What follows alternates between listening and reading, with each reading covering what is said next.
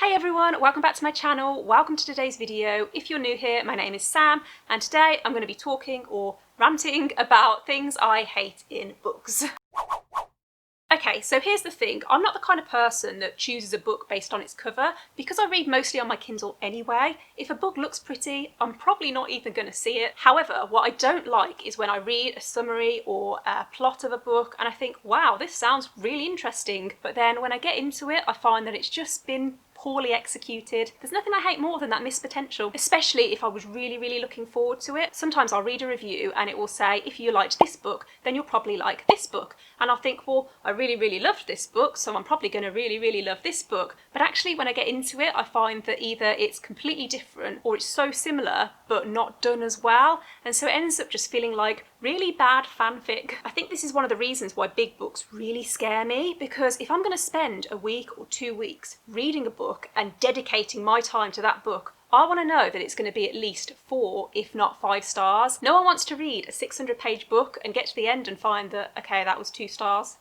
There's a couple of examples I can think of for this, like The Stand and It by Stephen King. So many people have said to me, oh, if you like Stephen King, have you read It? And I know that if I read it, then I probably would enjoy it, but it's just getting that motivation to start. And I keep thinking of the 2 or 3 other books that I could read during that time that I might end up liking more. The next thing I want to talk about is when authors are too afraid to kill off their main characters. And I don't know whether it's just because I've been reading a lot of fantasy this year, but it's something that's just been playing on my mind a little bit. And you might be thinking, Sam, what's wrong with you? Why would you want your favourite characters to die? And the thing is that when I was a teenager, I actually used to hate this. But here's the thing, it's just not realistic for everyone to live, especially if you're dealing with something like war or some kind of trauma that you usually get in fantasy. I don't know, maybe I'm just old now and I'm realising that actually not everyone gets a happy ending all of the time. Speaking of characters, one thing I absolutely hate is when a character does something that is just completely out of character. Have you ever noticed sometimes an author will describe a certain character as being really clever, and yet they do really stupid things? It's almost like when you've been friends with someone for a while and they do something and you think,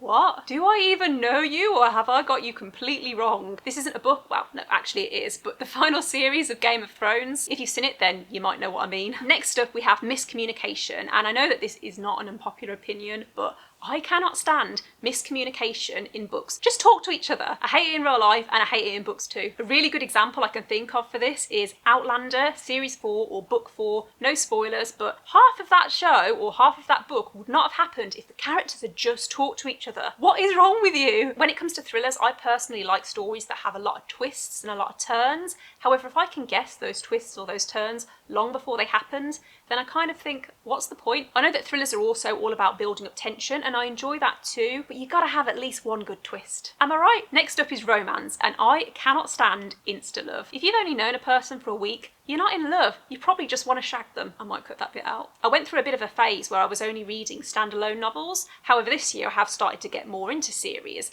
and one thing that I cannot stand is when a series starts off so strong. Book 2, amazing. Book 3, great. But then you get to the last book and it all just goes downhill. It's that commitment thing again. If I've read 4, 5, 6 books in a series and then you do me dirty on the last book, I'm going to be annoyed. Why have you wasted my time? Another thing I've just thought of is when you read the synopsis for book 2 and it has spoilers for the first book and you haven't finished the first book yet. Why would you do that to me? And I kind of get it from the other side, where if you finish book 1, then you want to know what book 2 is about. However, what I find is that if I've read book 1 and I enjoyed it, then nothing's going to stop me from reading book 2. Nothing's going to change my mind. I'm going to pick it up whatever you tell me. Okay, so I think that's everything that I wanted to talk about. I don't think any of these opinions are unpopular. Maybe there is a few things that surprised you, but if you agreed with anything that I said, or even if you disagreed, then do leave me a comment down below and let's have a chat about it. If you enjoyed this video, then please give it a thumbs up, click subscribe if you haven't already, and I will see you in the next video. Bye!